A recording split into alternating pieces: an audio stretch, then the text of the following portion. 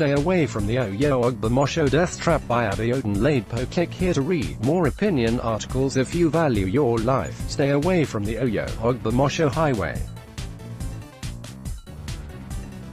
Notice I didn't say expressway. Just stay away, okay? How bad is it? Pretty bad. And I'm not talking about bad as in potholes or container-sized craters. Those are there too. But I'm talking about extremely dangerous kind of bad. If you are looking for bad, the ordinary kind of bad, go and try Badagry Express, especially between Badagry and Mile 2 in Lagos. Try the westbound lanes going in the direction of Benin Republic. Try it when it has just rained. Try it during the day. That road takes the World Cup for bad roads. This piece was written by Oyo-Ogbomosho. The views and opinions expressed here are those of the author and do not necessarily reflect the official policy or position of 360knobs.com.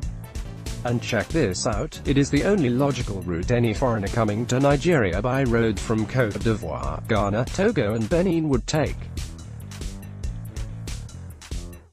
After driving smoothly through the aforementioned countries, even Togo and Benin, you cross the semi-border into Nigeria and all hell breaks loose.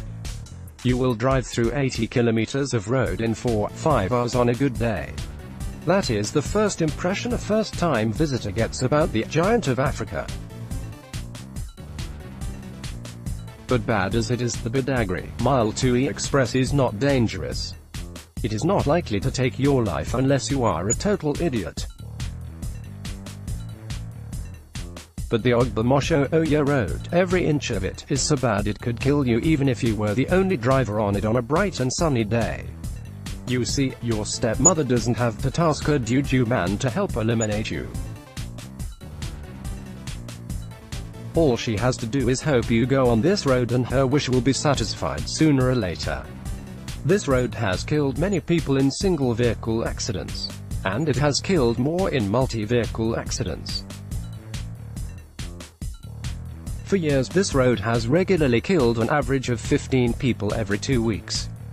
In just 50 kilometers, you come off either the southbound Oyo-Ogbomosho Express or the northbound Oyo-Ogbomosho Express, on which you were doing an average of 120 kilometers per hour intermittently, I should add, and get lulled into thinking you can do the same on this Oyo-Ogbomosho stretch.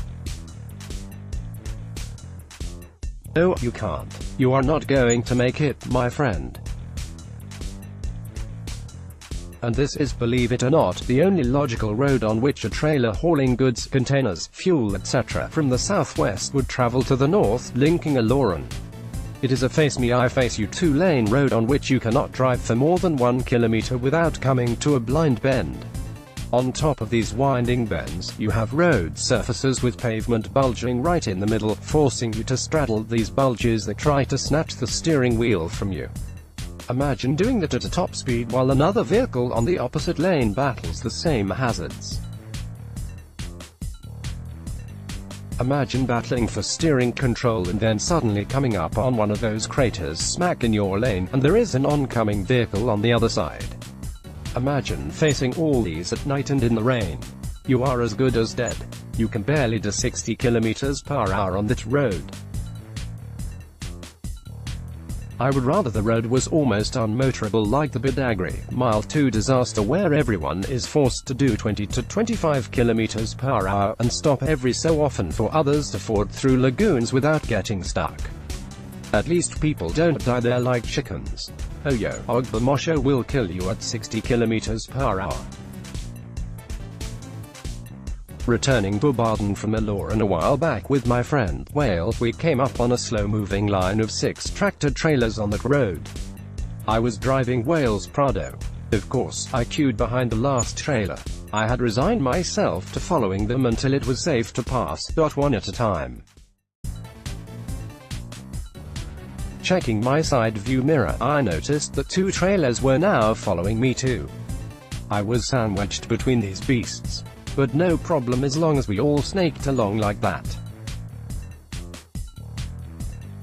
One of the trailers in front was belching thick plumes of black smoke.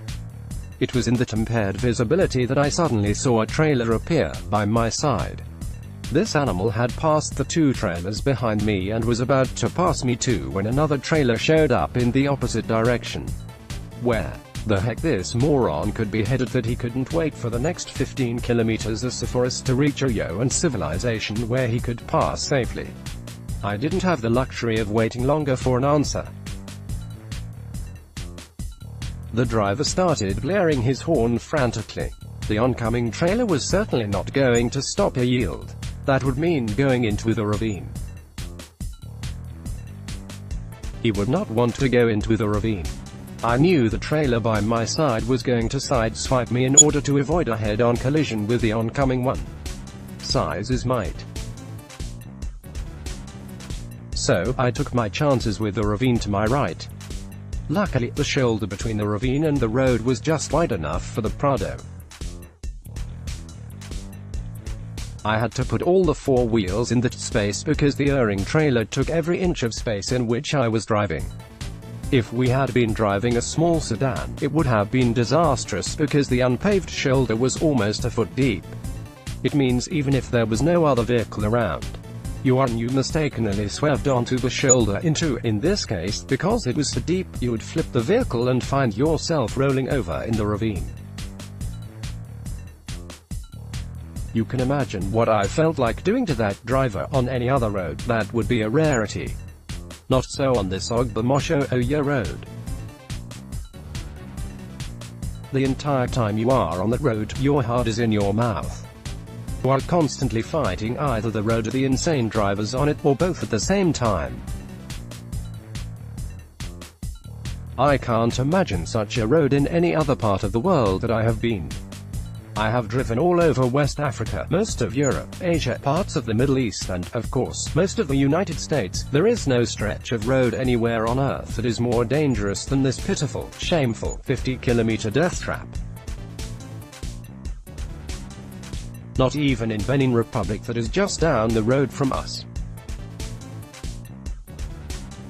You would have thought that because of our proximity to Benin, we would have assimilated expressway construction 101 from them through the process of osmosis, which would have brought us some derivative gravitas in highway construction and help save some lives in our country. But no, we are still stuck in the 12th century road engineering. Please don't try to validate what I'm saying about this Oyo-Ogbomosho Oyo road by going there to see for yourself. Just trust me and thank me. Or ask someone else who has been on it and thank me. What befuddles me the most is how the Alafin of Oyo and the Sun of Oyo-Ogbomosho tolerate this stretch between the famous domains. Have the three senators representing Oyo State been on this road? What about all the prominent sons and daughters of Oyo State that travel this road? Has the governor been on it? I'm asking these questions of the current public servants, but I'm really asking all the respective predecessors too. As Kabuyesi, governor or senator from Oyo State, if you find yourself in front of the president, the first thing that should come out of your mouth after greeting him is Mr. President, I want to show you the Oyo-Ogbomosho road. When can you come? And when he comes, take him on it and let him feel the shame of his country. Remind him that this is the road on which your children travel to and from school, your traders move their goods, husbands move wives, parents move children, and every 2 weeks, 15 of them perish needlessly. Avoidably. I know all the stories about how the Ibadan to Ilorin road was segmented into three: Ibadan to Oyo, Oyo to Ogbomosho, Ogbomosho to Ilorin, and the contracts awarded to different contractors many years ago.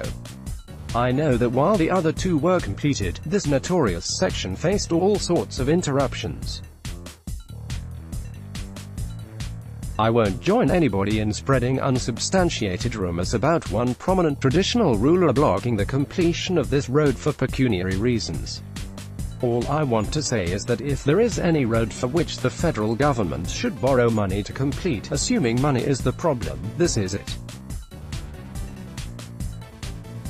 Complete the road, for God's sake. Repair the damaged sections of the Ibadan, Oyo and Ogbomosho Ilorin ones, and place 3 different toll collection points on each section.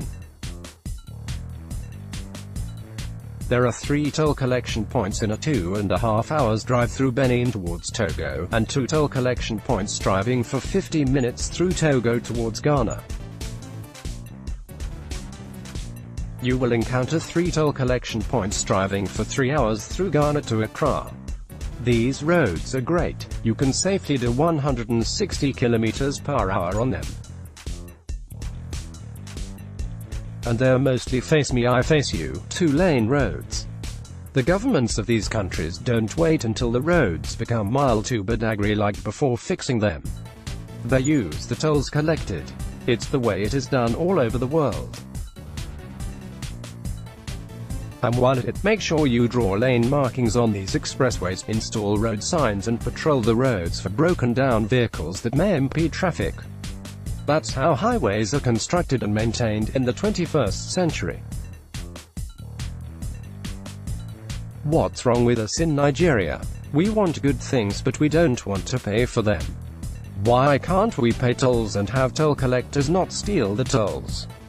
What's wrong with us? I don't want anybody to come and say, oh, this is Nigeria, you can't do that here. You can do it here. Nigerians will pay. We have to change our ingrained culture of mediocre and half-assed road construction that kills us mercilessly. Abiodun Ladepo Ibadan, Oyo State Olayoletu@yahoo.com. This piece was written by Abiodun Ladepo. The views and opinions expressed here are those of the author and do not necessarily reflect the official policy or position of 360knobs.com. Like this. Like loading.